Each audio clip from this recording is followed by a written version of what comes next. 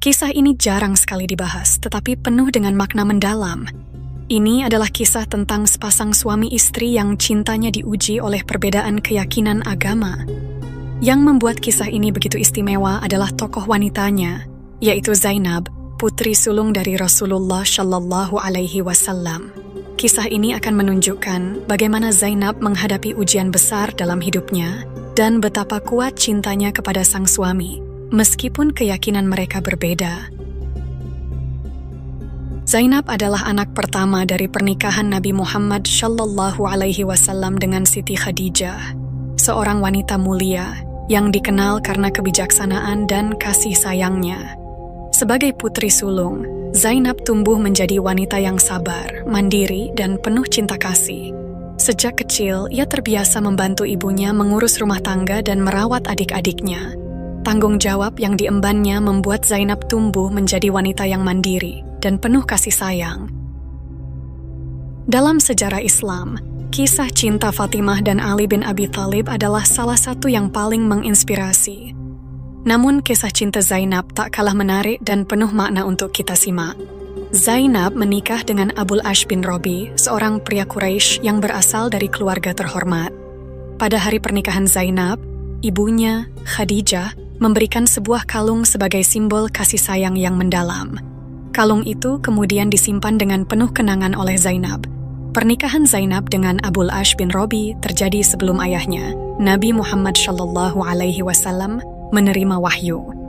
Di awal pernikahan, rumah tangga mereka sangat harmonis dan penuh kebahagiaan. Seiring berjalannya waktu, cinta Zainab terhadap suaminya semakin dalam, dan Abul Ash pun semakin perhatian dan penyayang terhadap istrinya.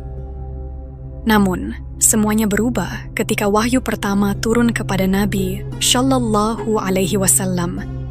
Zainab, yang selalu setia kepada ayahnya dan Allah Subhanahu wa Ta'ala, tidak ragu untuk memeluk agama Islam. Keputusan itu ia ambil dengan sepenuh hati. Sebagai wujud ketaatannya pada Allah, sayangnya, keputusan Zainab untuk memeluk Islam tidak diikuti oleh suaminya. Abul Ash, meskipun sangat mencintai Zainab, tetap memilih untuk mengikuti keyakinan nenek moyangnya.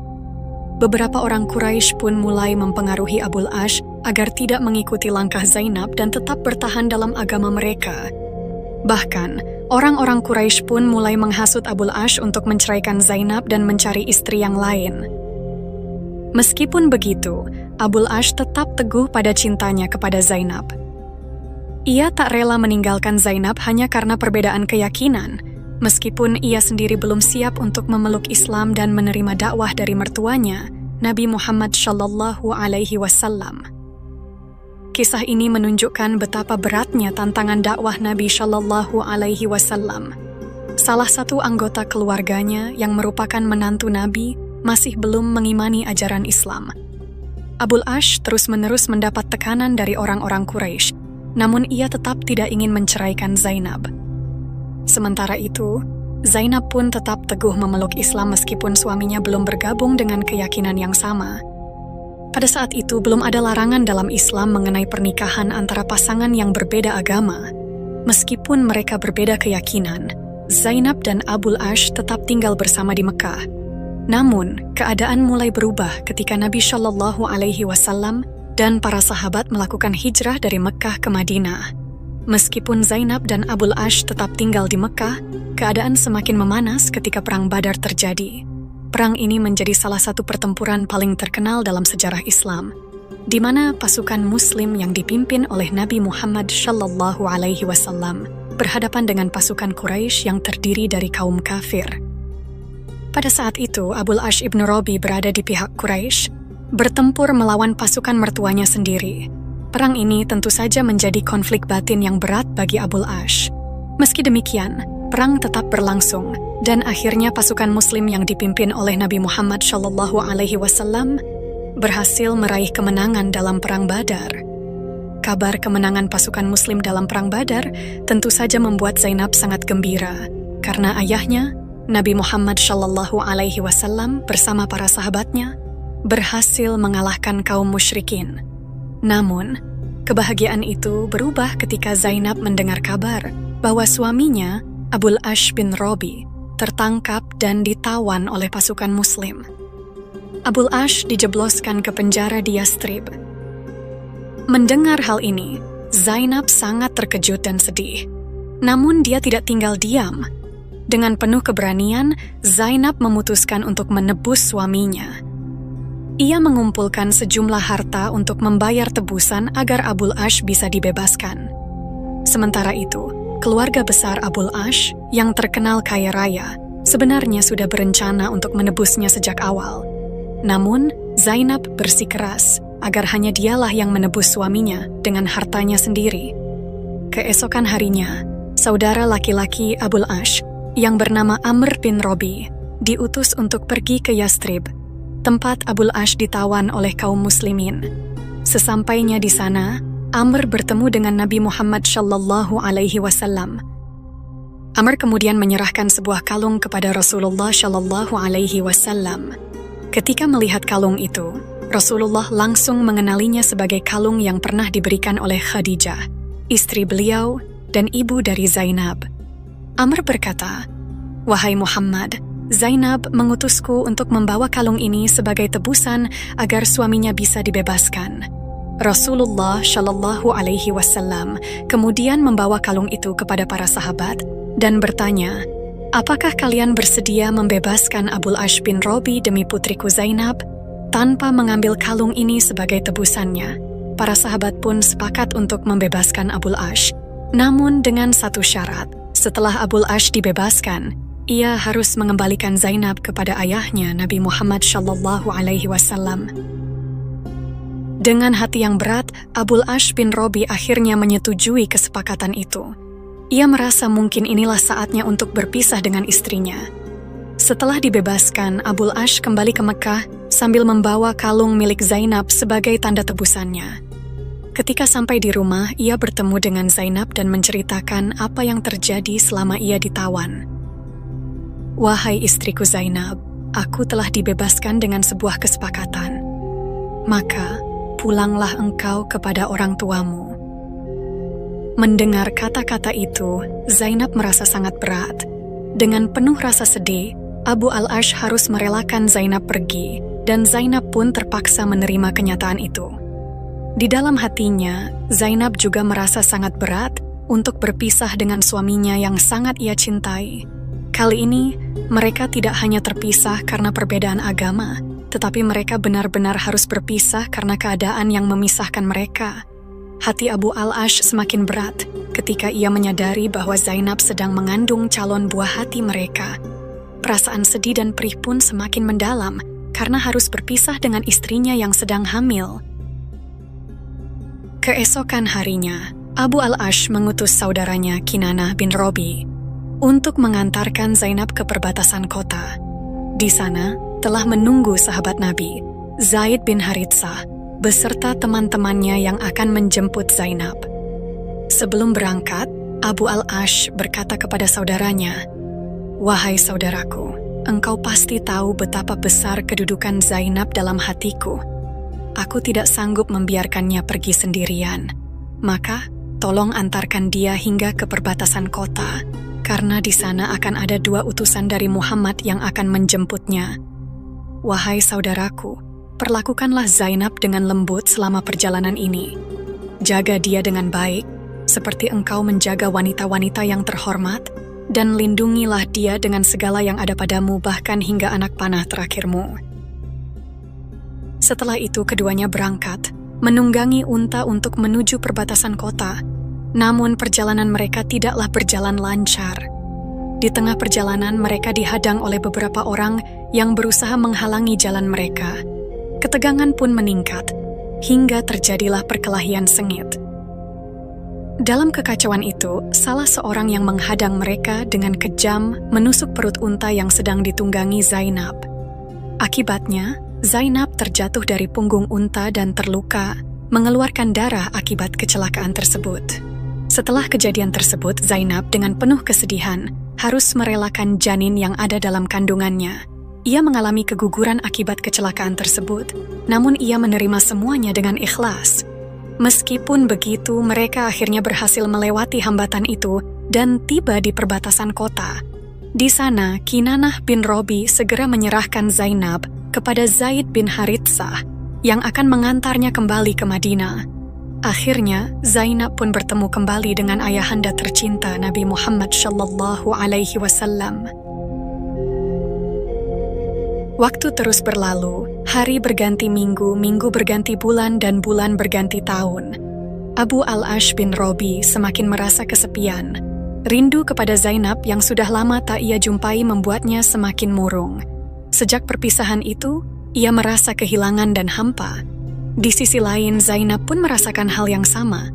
Ia merasa bahwa kesempatan untuk bersatu kembali dengan Abu al-Ash semakin tipis. Hanya doa yang bisa ia panjatkan kepada Allah Subhanahu wa Ta'ala, memohon agar ada jalan keluar dari permasalahan ini. Tak terasa, 6 tahun telah berlalu sejak mereka berpisah. Suatu hari, Abu al-Ash ibn Robi bersama kafilah dagangnya sedang dalam perjalanan menuju negeri Syam untuk berdagang. Setelah selesai berbisnis di sana, mereka memulai perjalanan pulang ke Mekah. Namun, di tengah perjalanan, pasukan Muslim berhasil menghadang mereka. Seluruh harta yang dibawa Abu al-Ash dirampas, namun untungnya mereka tidak melukai atau membunuhnya. Mereka hanya mengambil barang-barang yang dibawa dan membiarkan Abu al-Ash serta kafilahnya melanjutkan perjalanan tanpa membawa apa-apa. Dengan penuh kebingungan, akhirnya Abu al-Ash berencana pulang ke Mekah tanpa membawa sebarang hasil. Namun, masalahnya bukan hanya tentang kehilangan harta pribadinya, tetapi juga harta dagangan milik orang-orang Mekah yang ia titipkan. Ia terjebak dalam dilema besar, karena ia tidak tahu bagaimana cara menjelaskan kepada pemilik barang-barang itu bahwa barang-barang tersebut telah hilang. Ia khawatir, jika orang-orang Mekah tahu, mereka akan sangat marah dan kehilangan kepercayaan kepadanya. Dengan perasaan takut dan bingung, Abu al-Ash pun merasa cemas untuk kembali ke kota Mekah. Karena peristiwa perampokan tersebut, Abu al-Ash merasa terdesak untuk mendapatkan kembali harta yang telah dirampas. Ia pun berpikir keras, mencari cara untuk mendapatkan barang-barangnya. Dalam kebingungannya, Abu al-Ash teringat akan Zainab. Mungkin, jika ia bisa menemui Zainab, ia akan mendapatkan bantuan untuk mengambil kembali hartanya yang dirampas. Akhirnya, pada suatu malam, Abu al-Ash memutuskan untuk menyusup ke wilayah kaum muslimin dengan hati-hati. Ia menyamar agar tidak ada yang mengetahui identitasnya sebagai bagian dari kelompok musyrikin. Jika sampai ketahuan, bisa saja ia ditangkap dan dipenjara seperti yang terjadi setelah Perang Badar. Dengan langkah hati-hati, ia berusaha agar tak ada seorang pun yang mencurigai keberadaannya. Singkat cerita, dalam penyamarannya Abu al-Ash berhasil bertemu dengan Zainab. Ia langsung menceritakan tujuannya dan memohon perlindungan kepadanya, berharap agar harta yang dirampok bisa dikembalikan, terutama karena sebagian dari harta tersebut merupakan titipan orang lain. Zainab, yang masih menyimpan cinta besar kepada Abu al-Ash, segera bersedia untuk melindunginya. Tanpa ragu, ia mencari cara untuk mendapatkan kembali barang yang dirampok dari tangan kaum muslimin. Namun, tak lama setelah itu, penyamaran Abu al-Ash diketahui oleh orang-orang di sekitar mereka. Kaum muslimin pun segera berkerumun dan bersiap-siap untuk menangkapnya. Melihat situasi ini, Zainab dengan tegas berkata kepada mereka, "Wahai orang-orang, Abu al-Ash bin Robi berada di bawah perlindunganku." Mendengar ucapan Zainab, Nabi Shallallahu Alaihi Wasallam datang dan bertanya kepada kerumunan, "Wahai orang-orang, apakah kalian tidak mendengar apa yang saya dengar? Sesungguhnya serendah-rendahnya seorang muslim, mereka tetap dapat memberikan perlindungan." Mendengar sabda Nabi Shallallahu Alaihi Wasallam, para kaum muslimin akhirnya membatalkan niat mereka untuk menangkap Abu al-Ash. Rasulullah kemudian mendekati Zainab dan Abu al-Ash. Zainab menjelaskan, "Wahai ayahku, jika Abu al-Ash dianggap keluarga dekat, dia adalah putra paman. Dan jika dianggap jauh, ia adalah ayah dari anakku. Oleh karena itu, aku melindunginya." Rasulullah kemudian memberi pesan kepada Zainab, "Wahai putriku, muliakanlah tempatnya, tetapi jangan sampai dia menyentuhmu. karena selama dia masih musyrik, engkau tidak halal baginya. Meski demikian, Rasulullah bisa melihat raut wajah putrinya yang masih menunjukkan kesetiaan pada Abul Ash, yang dulu ditinggalkan karena memeluk agama Islam. Zainab dan Abu al-Ash akhirnya menceritakan kepada Rasulullah maksud kedatangan Abu al-Ash ke kalangan kaum muslimin. Mendengar penjelasan itu, Rasulullah memerintahkan agar harta milik Abu al-Ash yang sebelumnya dirampas segera dikembalikan. Harta tersebut dibawa ke hadapan Rasulullah, dan salah seorang dari kelompok yang merampas harta itu bertanya kepada Abu al-Ash, "Wahai Abu al-Ash, maukah engkau masuk Islam dan mengambil kembali harta ini? Sebab semua harta ini milik orang-orang musyrik." Namun Abu al-Ash dengan tegas menjawab, "Sungguh buruk awal Islamku jika aku mengkhianati amanah harta yang telah dipercayakan kepadaku." Ternyata tawaran itu bermaksud jika Abu al-Ash bersyahadat, maka ia bisa mengambil harta tersebut tanpa perlu kembali ke Mekah untuk mengembalikannya. Harta itu memang sebagian milik orang-orang musyrik di Mekah. Namun, Abu al-Ash tetap memilih untuk tidak menerima tawaran itu. Ia menegaskan bahwa ia ingin tetap menjaga amanah dan mengembalikan harta tersebut kepada pemiliknya, tanpa harus mengubah keyakinannya dengan cara yang seperti itu. Setelah itu, orang-orang yang merampas harta Abu al-Ash pun akhirnya mengembalikan semua hartanya sesuai dengan perintah Rasulullah Shallallahu Alaihi Wasallam. Begitu harta tersebut kembali berada di tangan Abu al-Ash, ia langsung memulai perjalanannya pulang ke kota Mekah. Setibanya di Mekah, Abu al-Ash segera membagikan kembali semua harta titipan dagang tersebut kepada pemiliknya masing-masing. Setelah semua harta kembali ke tangan pemiliknya, Abu al-Ash berdiri dan memanggil orang-orang Quraisy. Dengan tegas ia berkata, "Wahai orang-orang Quraisy, adakah harta kalian yang masih ada padaku?" Mereka pun menjawab, "Tidak ada, wahai Abu al-Ash. Semua harta dagang telah kami terima dengan utuh. Kami telah melihat kamu sebagai orang yang jujur dan mulia." Lalu Abu al-Ash ibn Rabi melanjutkan dan berkata dengan suara lantang, "Aku bersaksi bahwa tiada Tuhan selain Allah dan aku bersaksi bahwa Muhammad adalah Rasul-Nya. Demi Allah, tidak ada yang menghalangiku untuk memeluk Islam setelah aku menyelesaikan urusanku dengan kalian." Setelah 6 tahun berpisah, Zainab dan Abu al-Ash ibn Rabi akhirnya dipertemukan kembali sebagai pasangan suami istri yang utuh, kali ini dengan satu iman yang sama. Namun, kebahagiaan mereka tidak bertahan lama. Hanya setahun setelah mereka bersatu kembali, Allah Subhanahu wa Ta'ala menakdirkan Zainab untuk wafat lebih dulu pada tahun 8 Hijriah. Kehilangan ini begitu berat bagi Abu al-Ash dan juga bagi Rasulullah Shallallahu Alaihi Wasallam. Bahkan, Rasulullah sendiri turun ke liang lahat untuk memakamkan putrinya yang tercinta. Zainab wafat meninggalkan kisah cinta yang mendalam dan kenangan manis, serta menjadi simbol kesetiaan seorang istri kepada suaminya. Abu al-Ash ibn Rabi berusaha untuk menerima takdir ini dengan ikhlas. Ia berkata, "Putri Al-Amin, semoga Allah Subhanahu wa Ta'ala membalas semua kebaikanmu." Rasulullah Shallallahu Alaihi Wasallam pun pernah bersabda tentang Zainab, "Sesungguhnya dia adalah sebaik-baiknya anakku dalam menerima musibah." Begitulah kisah tentang Zainab, putri Rasulullah Shallallahu Alaihi Wasallam, yang telah meninggalkan jejak cinta sejati dan pengorbanan. Semoga kisah ini memberikan manfaat dan menambah wawasan kita.